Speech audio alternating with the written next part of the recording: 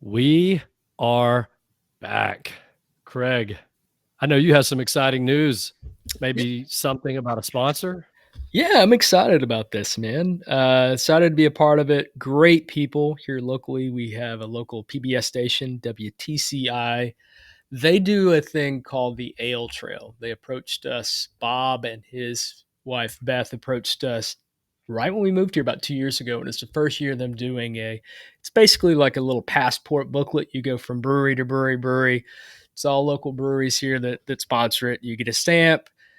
When they host events, you get discounts. If you get a certain amount of stamps at a certain time, then you're eligible for prizes. It's really cool, and it all goes to a good good cause too. Great people. Just met with them last night.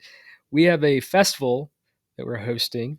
I'm happy to be a part of called Off the Track Beer Festival here at the Chattanooga Choo Choo Gardens on Oh, Saturday, yeah. September 27th. If you get a chance, come check that out and definitely support PBS, WTCI. I'll have a link to that in the show notes for us. But yeah, happy to have them on board.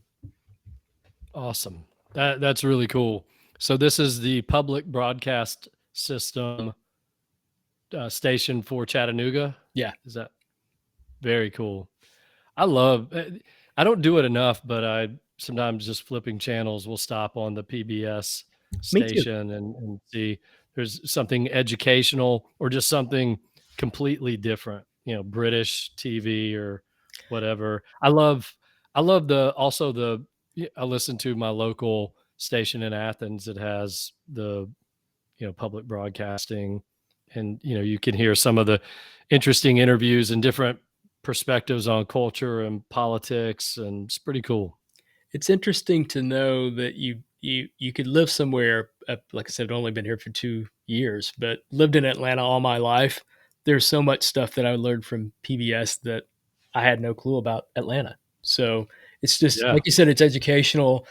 They do a lot just from an educational standpoint overall, but you learn a lot about the city that you live in, which is really cool. that is cool. All right, well, thanks, and looking forward to this episode. We got a couple of cool things we're going to do. We're going to do the rock and roll fantasy draft. We'll get into that in a minute. Apparently you have an either or for me. I have one for you, and I'm going to crush your soul today. Ouch! Ouch. They are. I'm not kidding. I have some tough ones for you today. We're going to watch you squirm Okay. today. Apparently, Yeah. Shawn will have a new co-host. He is R.I.P. Craig Lewis. I'm gone. It's soulless. He was crushed on the last episode. I love it. I love the challenge. I have a rate it and an either or for you. You want me to hit you Okay, with it? let's go. All right. Rate it. And this is in honor. I don't know if you saw our text thread here with Kevin recently. What are your thoughts on Blue Oyster Cult? I'm going to give them a solid 7. They should be higher for me. Mm-hmm. And I saw the text that you were trading with Kevin. I'm kind of in the same boat. I don't know enough about them. Yep. Everything that I listen to, I love. Take Me Away is one of my favorite songs. It's such a forgotten, underrated song of the 80s. Yep. I love, Don't Fear the Reaper. It's been played to death, but I still love that song. They've got a lot of I guess they're kind of the first artsy metal band or Right. artsy hard rock band. So I need to go back and really listen to them more, but I'm going to give them a 7. Okay. Cool. Hey, I'm going to go back and dive in as well. All right. Next up, Chill Wave. Oh man. Well, you know how I feel about Washed Out. I'm going to go 9.5. I'd give it a 10, but I don't know enough about the other stuff. But what I consider chill wave, whether it's Tycho, Mm-hmm. which I consider that chill wave. Do you Yeah. consider that chill I wave? think chill Yeah. wave electronic. I think it blends in well. Yeah. I'm not a big EDM. I'm not a big electronic music fan. But chill wave does it for me. Washed Out, Tycho, bands or artists like that I love. So I'll go 9.5. When it's good, it's right in my wheelhouse. Sweet. Okay. Janis Joplin. Man, a lot of people are going to hate me for this, but I'm going to whisper it. A 3. I just Man, I have tried. I had one of her records, Big Brother and the Holding Company, Yep. like a remastered, awesome version of it. I got rid of it recently. I listened to, I thought one day, all right, I'm gonna play it one more time. I didn't even make it through the whole album. I'm not gonna lie. I just I can't get do it. it. I mean, I sentimentally I like it because my parents liked it, but I'm not in love with it, so I totally get it.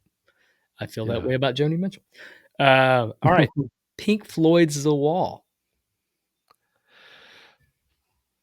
6.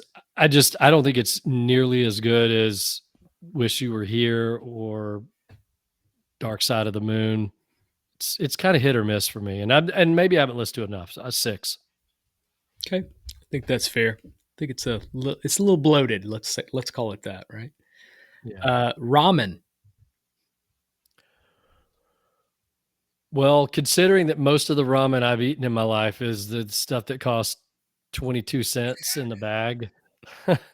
I've never had really good. I know there's some places around town, even in Athens, that make really good ramen. I'll give it a 5. Okay, when you're in town, there's a couple of ramen places I'll take you to. Yeah, I'll change it. That'll make it a Yeah, yeah. for sure. It'll be a 9 or a 10. Hopefully. All right, Hopefully, yeah. Cake, the band, not the food. 4. All Just right. just don't really dig them. Yep. I don't know. Maybe I haven't listened to them enough, but they're just not my thing. Kevin and I feel the same way. Towns Van Zandt. Oh man, what a songwriter. I'm gonna go 7. Okay. He's just I need to dive in. I feel like a broken record here, but I need to dive into him more. I own a couple of his albums. When I'm in the mood, it's kind of like Guy Clark for Yeah. me. Yep. It can be really, really good. You just you gotta be able to you gotta know going into somebody like Towns Van Zandt, it's not the easiest listen always, Right. bare bones, sometimes stripped down, but guy was a genius. I did a one of those power buys on no, not Third Man, but one of the record labels did a discount. Like if you buy a certain amount, you get 50% off. And I went all in. I just said, I have too much respect for him. I'm going to do it. And it forced me to listen to the records. And now I love it. So, Oh, yeah. um, I'm gonna go back. He's got on Fat Possum, they have some of his records on that's where I got sale it right from. now. Fat Possum. Okay, Yeah, yeah. that's right. I'm about to pull the trigger on a big order. Yeah. Charcuterie boards. Yeah, I like them. As long as it hasn't been sitting out for 4 hours. I Charcuterie board in the first hour, 8. Yeah. All right. If You Steal My Sunshine, the song from Lynn. Oh, yeah. I like that song. I'll go 7. That's a cool song. I love that song. Thank you. Yeah. That's like Yeah. I know Great I'm not song. supposed to like that. I'm not supposed to like Groove Is in the Heart, but I love Groove Is in the Heart. I just think it's awesome. It's in my head. Yeah. Now I'm gonna be singing it the rest of the episode. Not out loud, thank you, and no one's gonna have to hear that, but in my head. All right, here you come. This is a divisive one. Striper. Ooh, Striper. I wanna go even higher, a couple of reasons. 1, the stuff that I've listened to, I liked. Mhm. 2, they went totally against the grain, and I think that is so cool. I mean, at a time when everyone else was whether it was just for fun, the demonic, all this stuff. And then here comes these guys doing Christian rock and throwing Bibles out into the crowd. That was so punk and so rebellious Yep. for heavy metal. That alone, I'm gonna give them an 8 because they really stood out. Love them. And they've put out a couple of albums here over the last several years. They're all great. They really are. Oh Great band. wow. I need to check them out. Okay. I've got some tough ones for you here. You're going to notice a theme of either All right. or. You ready? I'm ready. Cheap Trick, The Dream Police, or Teenage Fan Club's Songs from Northern Britain. Teenage Fan Club, songs from Northern Britain. Okay. Teenage Fan Club, Songs from Northern Britain, or Big Star, In Space. Teenage Fan Club. Okay. Teenage Fan Club, Songs from Northern Britain, or The Posies, Every Kind of Light. I'm still going songs from Northern Britain. Okay. Teenage Fan Club, Songs from Northern Britain, or Superdrags, In the Valley of Dying Stars. I'm still going Teenage Fan Club. Okay. I'm riding this one for a while. Teenage Fan Club, Songs from Northern Britain, or The Lemonheads, Car Button Cloth. I'm still going Teenage Fan Club. I got really close though. All right. Teenage Fan Club, Songs from Northern Britain, or Sloan, Action Packed.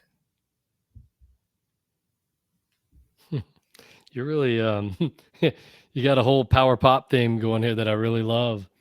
A lot of great albums. I'm still going with Teenage Fan Club. I love that album. Well, I think you've noticed I'm not going with any of these bands' signature albums either.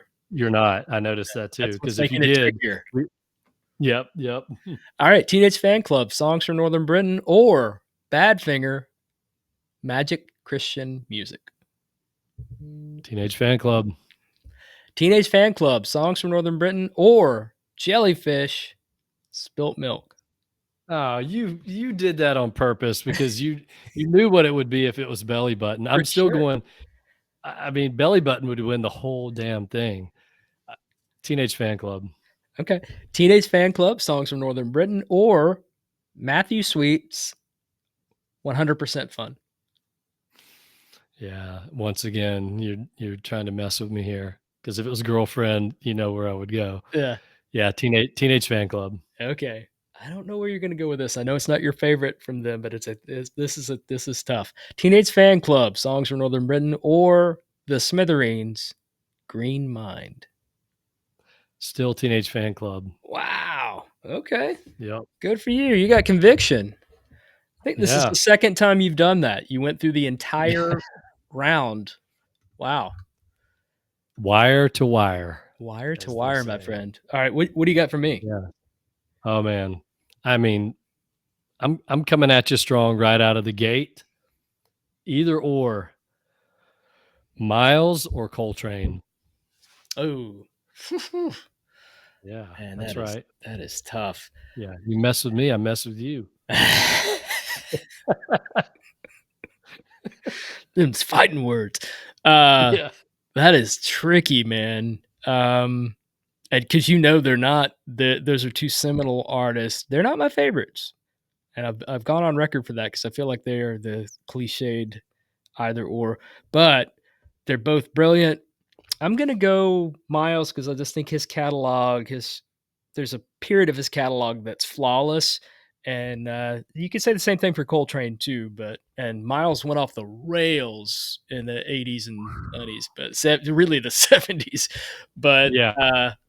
There's a stretch of Columbia. Yeah, I'm gonna go Miles.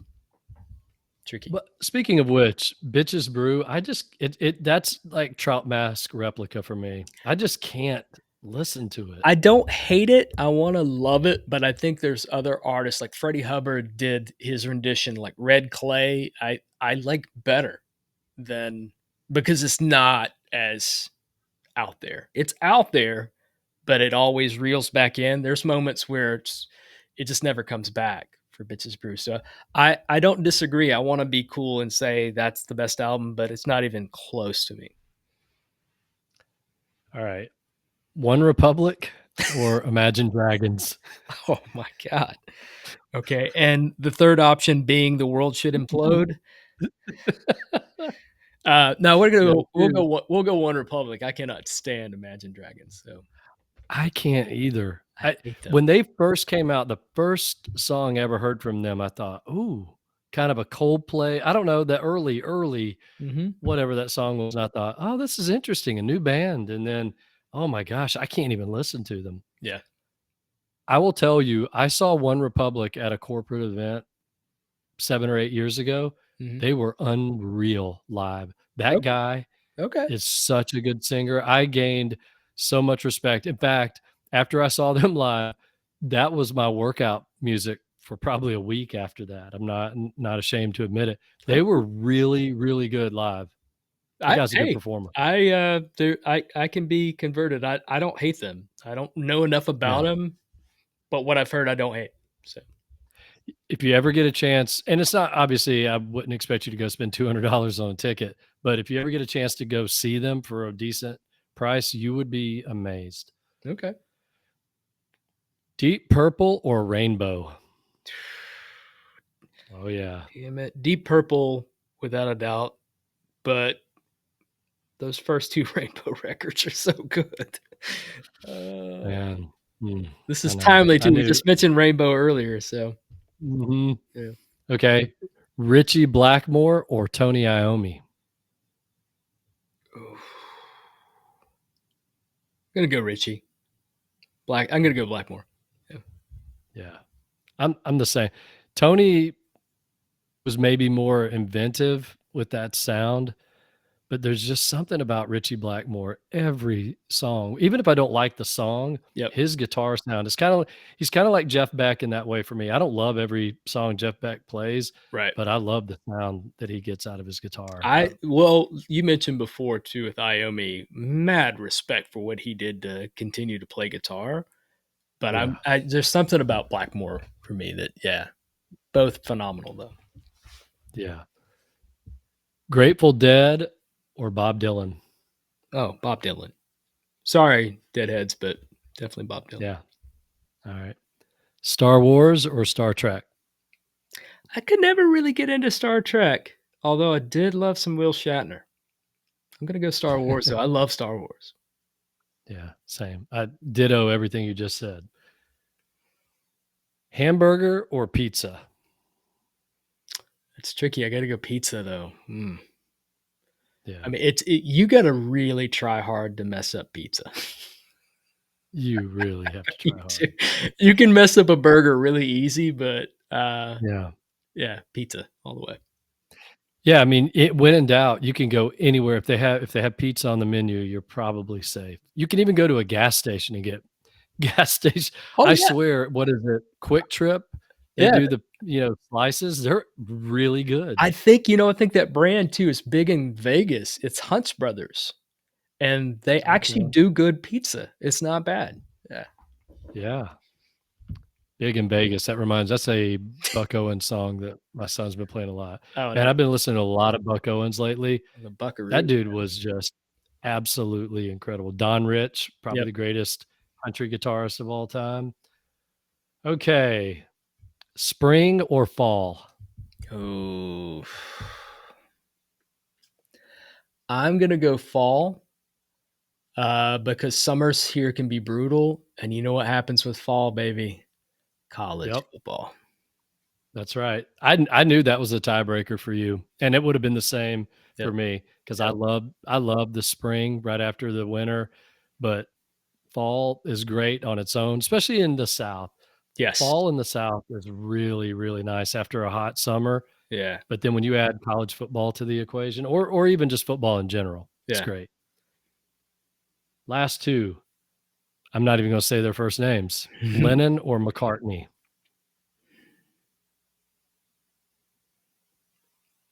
There's no caveat here either. It's not a with the Beatles. No, It's just in general. just in general.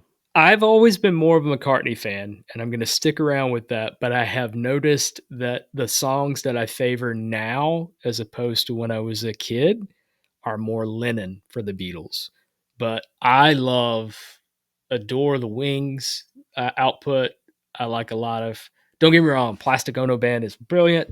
He had some great solo stuff too. But I felt like McCartney did more afterwards to me, so I'm going to go with McCartney.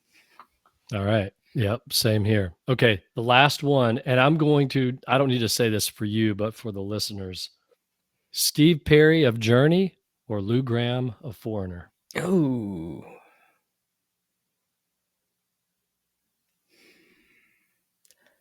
I'm going to be honest. I think Steve Perry was more powerful.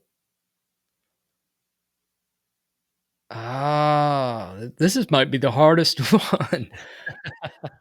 I'm going to go Lou Gramm, man. overlooked. I mean, everybody knows Steve Perry's prowess. We get it. I mean, it took a lot to find and they did a damn good job finding that the guy that replaced him for a while. But Lou Gramm is one of the most underrated vocalists out there. I'm actually mad that he's not one of my vocalists on my draft now. Oh no, he's waiting for a girl like you.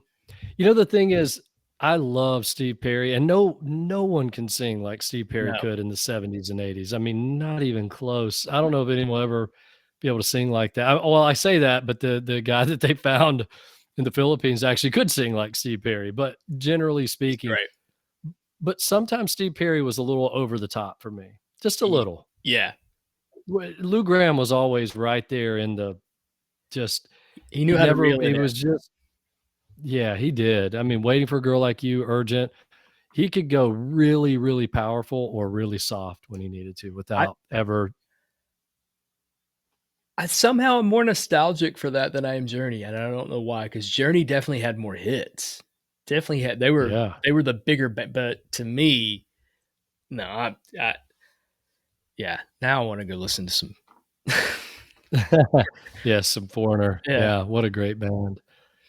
Well, that wraps up all of our hot seat stuff. We're going to jump into what I've really been looking forward to. I've thought about this for a while. Thought it would be really fun. We'll see how it goes. Honestly, I don't know. This could be a total bust, but don't turn it off yet, listeners. Give us a chance. But it could be a bust, or this could be the most fun, coolest thing ever. In the spirit of fall and football season, at least in the US, fantasy drafts are happening all over the place. And for those that don't know, you pick players, you think about positions and all the different pieces of it, and you try to construct a team that will then collect points throughout the year based on their performance, and then somebody wins at the end of the year. The way we're going to do this today is we're going to pick one vocalist, two guitarists, a bass player, a keyboard player, a drummer, a producer, and then Kevin, Craig, you threw a wrinkle in and said also an engineer, right? Yeah. I don't have Okay. a keyboard player, so sorry about that. But I have everything. That's all right. And if you don't have an engineer, that's totally fine. That I threw that in, and I mentioned that I was gonna mention a tidbit for you, some facts, but I'm gonna do it All after. right. I'm gonna do it after. Okay. Do you want to try to maybe your last pick, just pull a keyboard out of your keister? I might could, yeah. I mean, Yeah. You'll think of 12 of them. there's And you may one think of there's one. one right off the bat, but I'm guaranteed you're gonna go with him. Oh, I'm gonna shock you. You don't have any idea. Okay. I have purposely constructed something with even my alternate. So the rules are, and I will since I brought this to the forefront, Craig can go first.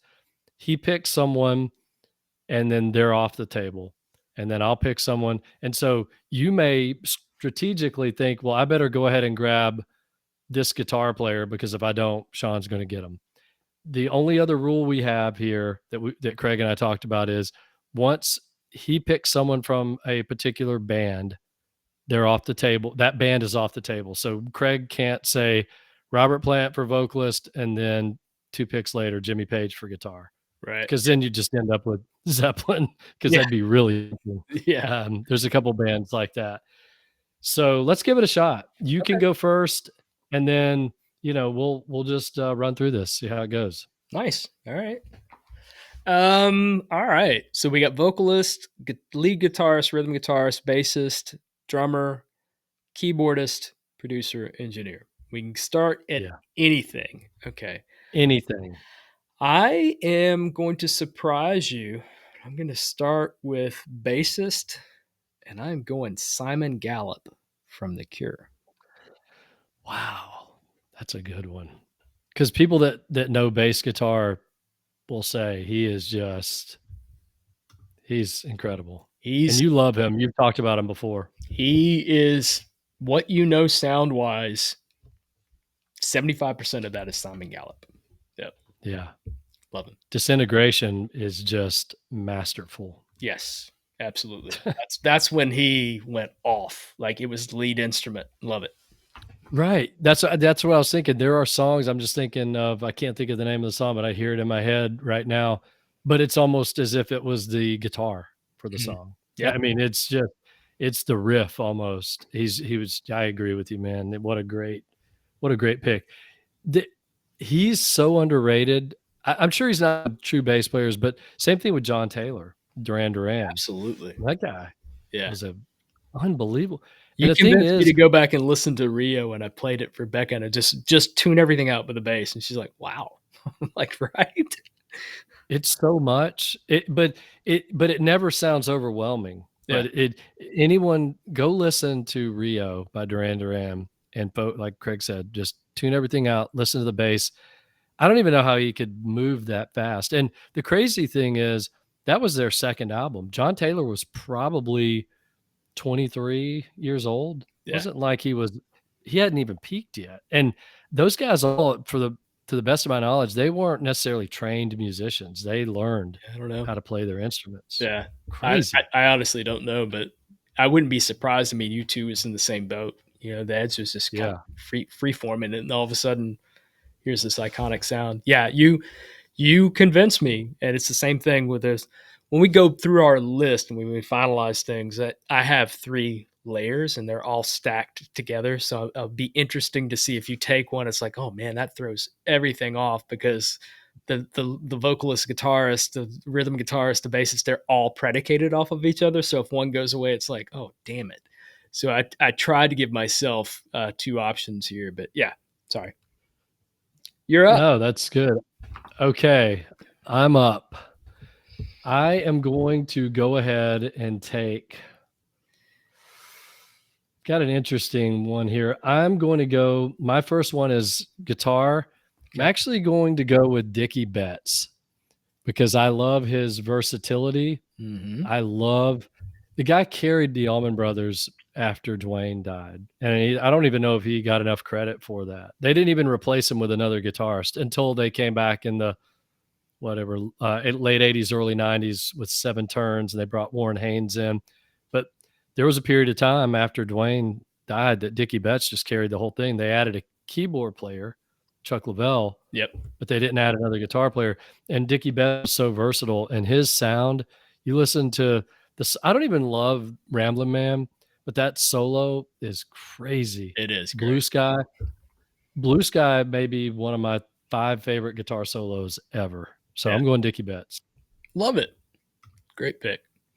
All right. I'll follow your lead. Lead guitarist. I'm going to go with Tom Verlaine, Television. Okay. He's very I unique. mean, And do you know how hard it is to know that I can't pick Richard Lloyd to partner with him? Because right. I'm telling you guys, if you've not listened to Television, just focus on the guitar. It's hard to tell who's better. They're both just such great guitarists and very unique in the way they play off each other. But if I have the opportunity for my rhythm guitarist, you're going to see an interesting combo here. But yeah, I'm going Tom Verlaine. I actually read some rock critic one time talking about television and the brilliance of television and the twin guitar attack. And they actually compared it to the way the Allman Brothers, the way Dwayne and Dickie played and played off of each other. And I thought it was so interesting because you would never even ever put television and the Allman Brothers in the same world. No, But you're right though. It's a good that comparison. comparison was pretty cool. Yeah, Yeah. I like it. All right. I'm going to go with a vocalist right now. And I'm going to go with this guy because he's so versatile.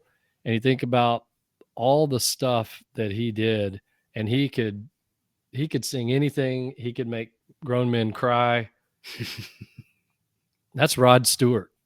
I know it sounds crazy. And for those that are going, whoa, whoa, whoa, Downtown Train, that guy from the 90s. No, I'm thinking his early work with Faces, what he did with Jeff Beck. Yeah, There are very few singers that could ever do what Rod Stewart did in his prime. yeah, absolutely. I, I'm sticking with it. Love it. All right. I'm going to stick with my guitarist because I'm going to be interested to see what you think of this pick as a rhythm guitarist because he's not a rhythm guitarist. But when Tom Verlaine is in your band, you have to be the rhythm guitarist. I'm going Johnny Marr. Oh, yeah. I feel like the two of Um, them would complement each other. It's kind of like you're trading off. You could really just say one plays lead this time, the other one plays lead the next time, the other one plays rhythm, and they just jockey back and forth. I just feel like it would be just a wonderful combo to hear the two of them play. So I'm going Johnny. I love it. You're building the ultimate alternative rock band. Yeah. I can see it already. And I'm going a different direction, and we're going to recap with our picks in a minute, but I'm going a different direction. I'm going to go ahead and grab a bass player, and I it's so easy. I had another choice, but I just made a last minute decision here. I'm going to go with John Paul Jones. Mm. The Zeppelin stuff alone, but Yep. then when you think about his versatility, what he did on the orchestration arrangements for REM on Automatic for the People, if I'm building a band out, I want versatile people, Yep. and John Paul Jones to me pretty pretty versatile because there's a lot of bass players that, and there's no knock against them, but they're just bass players. But Yeah. John Paul Jones was very versatile in the studio with production and everything. So yeah, I'm going with John Paul Jones on bass. Love it. I like your combo so far. Check this out. Check out my vocalist, Ian McCullough. Wow. That is crazy. So for those of you that don't know, Echo and the Bunnymen, Yep. what a great, I mean, maybe one of the most underrated singers of the 80s, right? Because you had Bono, you had Jim Kerr from Simple Minds. I don't know a lot of people talk about how good Ian was. He's such a great vocalist. And it's so funny to see them live. I saw them, they did an anniversary tour, and they actually played Crocodiles and Heaven Up Here back to back. It was amazing.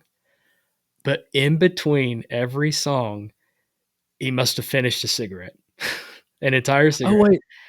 I And was at that show with you. That was at the Masquerade. yeah, Wasn't he wearing a big leather trench coat? I mean, yeah. it was And do just, you remember he would smoke a cigarette in between every song, and you could not understand a word he was saying. He would sing the most beautiful thing, yeah, or just yeah. hit these high notes, and then it's always like it's just like complete gibberish. I was like, "What is he saying?" But then when he got up to the mic and sang it, everything was so clear and coherent and just Yeah. reverberate. I mean, he's just an icon to me. Definitely a different style. I'm not putting him up there anywhere near a Lou Gramm or anybody on the level of some of these classic rock bands. But yeah, you know where I'm going. I love him. I'm with you. That's a great pick. I'm gonna go drummer next, and damn, because I picked John Paul Jones, I can't go with John Bonham, which would be a good choice. But I'm looking for versatility here. Mm-hmm. I'm going with maybe, and when I say this name, people are gonna go, "Well, I don't know who the hell that is." Well, if you listen to any hit record in the 80s, you probably are listening to his drums. That's Jeff Porcaro, Mm-hmm. who best known for his work with Toto, but the guy was an absolute monster on the drums. Steely Dan, go down Boz Scaggs, go back and look at his discography, his credits on Wikipedia. It's Yep. crazy. And he could play anything. He could get funky, he could bring it very more, earthy. He was just, to me, just such an incredible, incredible drummer. Speaking of Toto, I guess that means you can't get Lukather. And if you I guys do know. not understand, like what you hear on record that was that is a talented, very talented band. Steve Lukather is known in the guitar circles as one of the best guitarists out there, hands down. Yep. Uh, I Great choice. Yeah, absolutely. Steve Lukather, for me, I always knew he was Toto guitarist, and I knew he did session work, but I didn't really know enough. And I was actually reading a book on Eddie Van Halen 4 or 5 years ago. That's his favorite guitar player. Yeah, I don't. I think that Lukather was number one on Eddie Van Halen's list, and I'm trying to think. Alan Holdsworth, he also loved nice. Holdsworth, Yeah, but if you asked Eddie Van Halen back in the day, he would tell you Lukather. And by the way, that was Lukather playing on a lot of those songs on Thriller, on the Michael Jackson record, for instance. I mean, Steve Lukather is no joke. His solo records, I've got one in particular, and I can't think of the name of it right now. Absolutely phenomenal. Yeah. I'll look it up in a minute. Blister. I love Lukather. Nice. All right, I'm gonna go with the drummer here, and I'm throwing a little bit of a curveball here, but I think he can make it work, and that's Stu Copeland. Oh yeah. Oh yeah. Uh, he might be the most underrated, and it's not even that he's underrated, but people go, "Oh, Neil Peart and John Bonham." I don't think enough. I've talked to drummers before, and they go, "Yeah, Stuart Copeland's the best rock and roll drummer of all time." He's one of my favorites for sure. For sure, absolutely. It's hard to argue with Bonham, Peart, Keith Moon. I get it. They're powerful, powerful. Listen to Stu Copeland. It is unreal. It's reggae, it's jazz, it's ska, it's rock, it's punk, it's everything.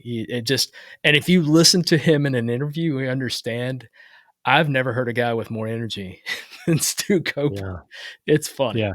So yeah. Yeah, and it comes out in his playing. I mean, I think of the song "Every Little Thing She Does Is Magic." Yeah. The drums in that song, I don't even try. I go back into my drum room and put on the headphones and I'll play stuff, but I'm not going to try to play Tom Sawyer anytime soon, and I'm not going to try to play "Every Little Thing She Does Is Magic." Let's see. Okay, I'm going to go ahead and get my keyboard player out of the way, and I'm again looking for versatility because this guy can sing. He's a great songwriter, and he's been in a lot of different bands. So he was with Traffic. He was with Blind Faith. You know where I'm headed with this.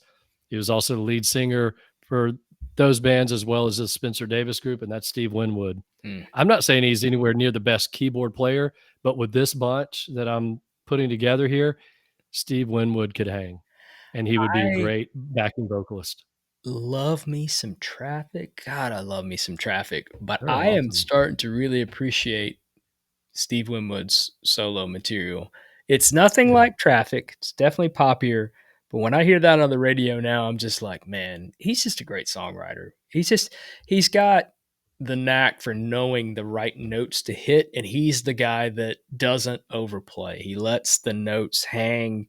Yeah, that's a great choice.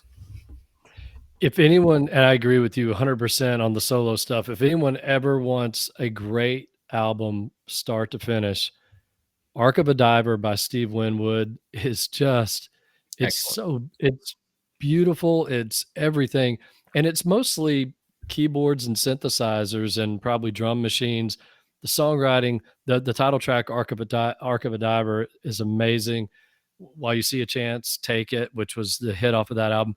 But we'll move on here. But as you were saying that about Steve Winwood, I was thinking of the song Valerie, because that song's been played a ton, but that whole song, the whole thing is driven around the keyboard play, the riff, if you will. Absolutely. It's just, you mentioned this before in Schizophrenic Music a while back when you featured that album. You got to think when that was released, he was so far ahead of the time because people weren't doing keyboards. No, he was so far ahead of his time. I promise anyone listening, you will not be disappointed with that record, Arc of a Diver. Yeah, you got me into it. I appreciate that. Yeah. All right, I'm gonna go producer.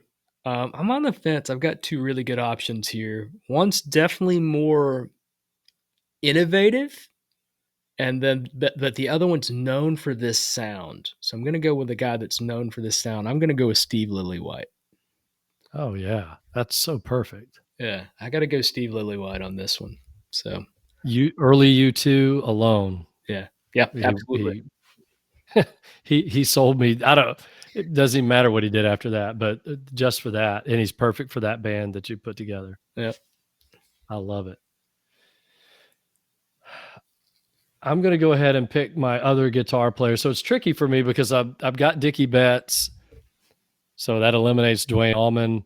But I'm going to go with the guy that I think he's just, you're going to be so shocked at this pick, but he's one of my favorite guitarists of all time. And it's the sound that he gets out of his guitar.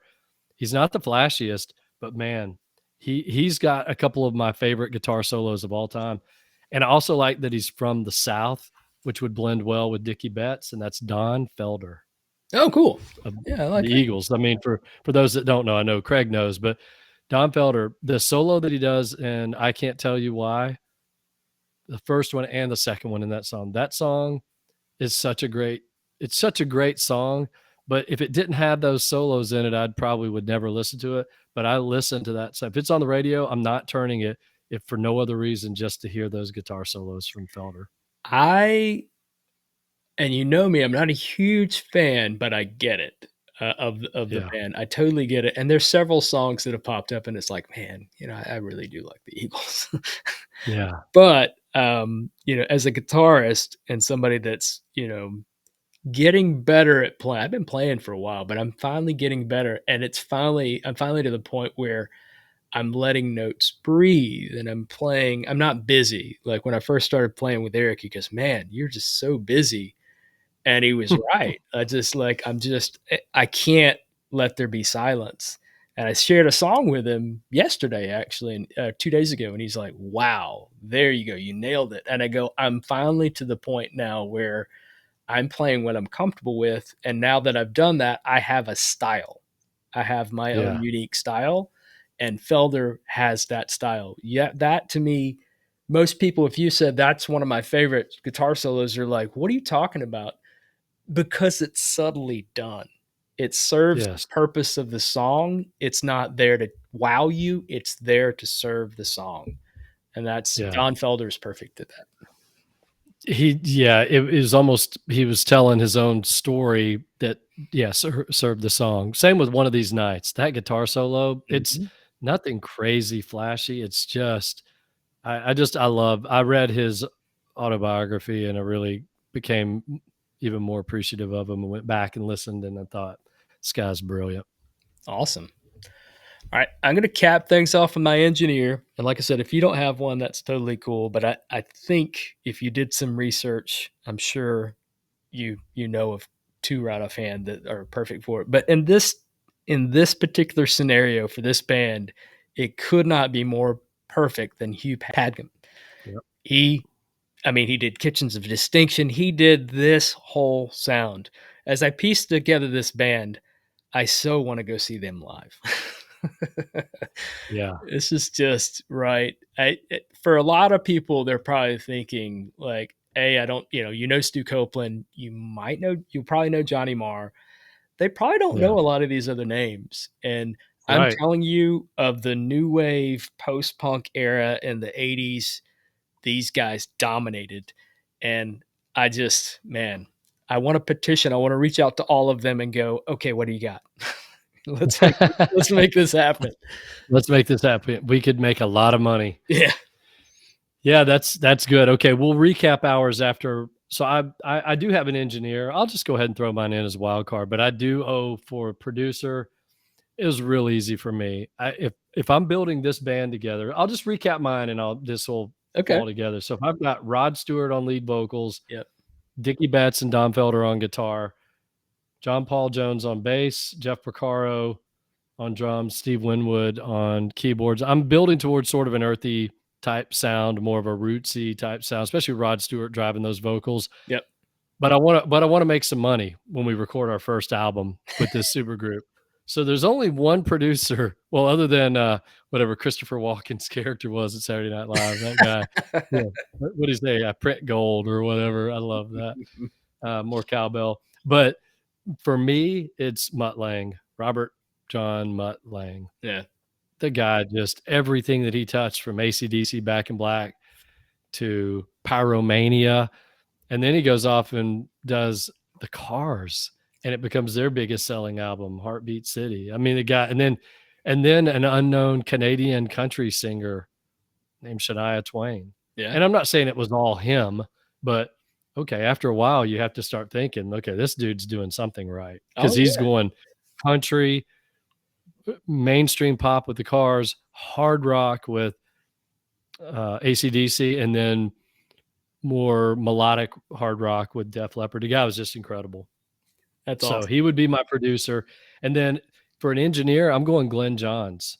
The guy was Exactly. just Exactly. I was afraid you were going to pick him. Yeah. I just thought the work that he did He's across, the I mean, he's the coup de grace. yeah, yeah.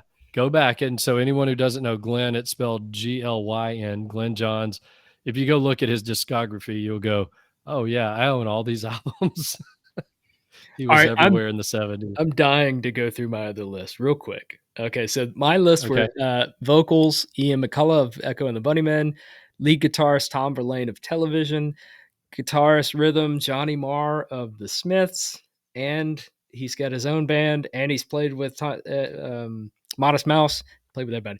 Bassist Simon Gallup of The Cure, drums Stuart Copeland of course The Police, producer Steve Lillywhite, and engineer Hugh Padgham. I feel like that's a killer lineup. Check this out I though. My do. first All option right. was completely different style. Vocalist Terry Reid, Oh guitarist yeah. lead Jimmy Page, guitarist rhythm. There's a little tie in there because Terry Reid was officially going to be the first Led Zeppelin vocalist. But anyway, Yeah, yeah. For those that don't know, go check out.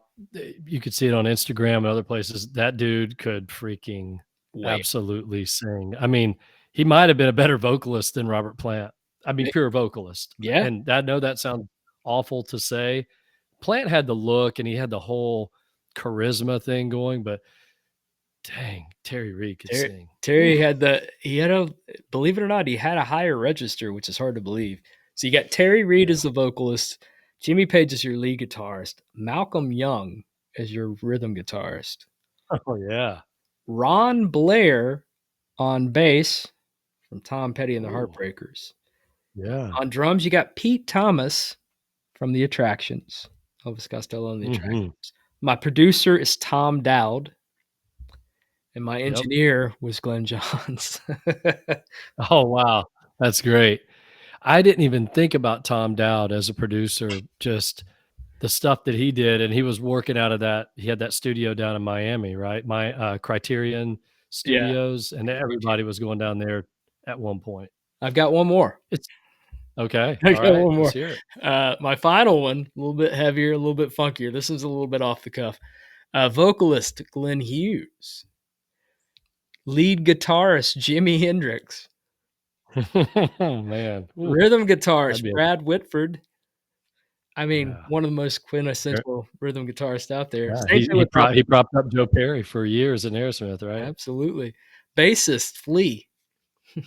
Oh, That's phew, cheating man. because Flea has actually played with Glenn Hughes on his solo stuff, but I digress. Yeah, yeah. Drums Neil Peart, Good producer lord. producer Martin Birch.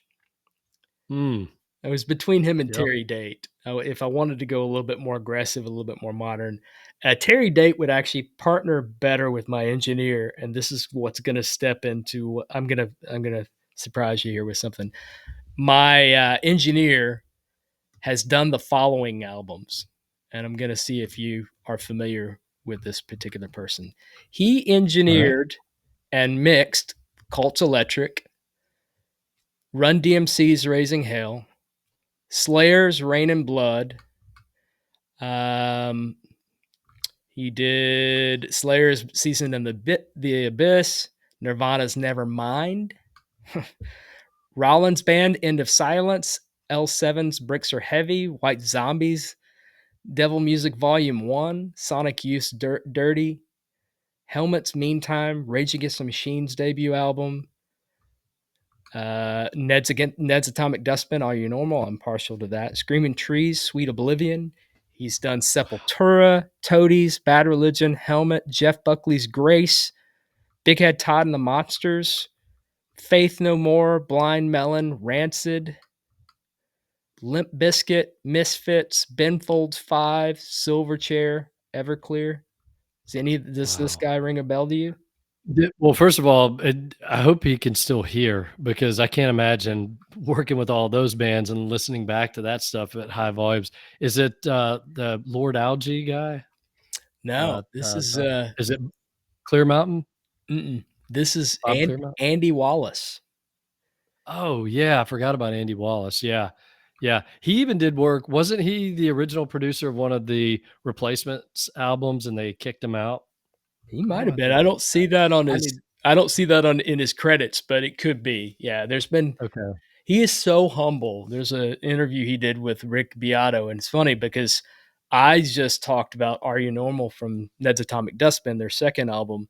That's when I first noticed his name because I listened to that. I had it on CD at the time and I was listening to it on headphones and I go, what is going on? Like, there's the sonic qualities on this album was just, I Yeah. just remember the first song, like it sounds like these circuits are going off, but it's not just panning left to right, but it's almost like it's going in a circle.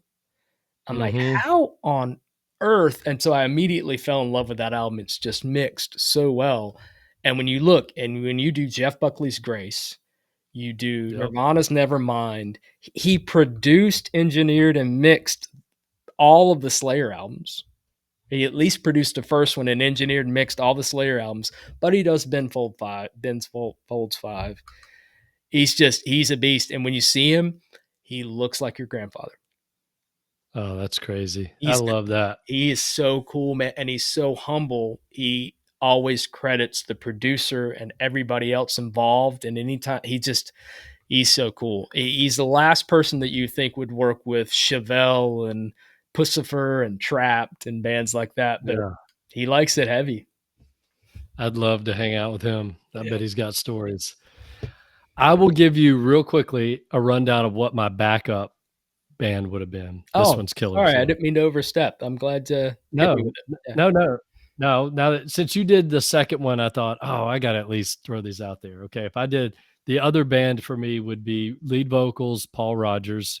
I Yep. mean, what else can you say? Guitarist would be Eric Clapton, and this one's a bit of a surprise, except for people that know him, Roy Buchanan. Ooh. Roy Buchanan is just a sick, or was a sick guitar player. He might have been the. Some people think he maybe was the most talented guitarist in the world at one point, and he died way too early. On bass, I would go with Donald Duck Dunn. Oh, yeah, Uh, for sure. The just ultimate session that, bassist, man, that guy played with the everybody. ultimate, yeah. And Booker T and the MGs, just Blues Brothers, right? He was the bass player. Then I would go on drums. I'd go Levon Helm because he's so versatile. He Yep. can write songs. He can sing. There aren't many guys that can play drums and sing like him. I mean, you got Phil Collins and Don Henley, but Levon Helm for that.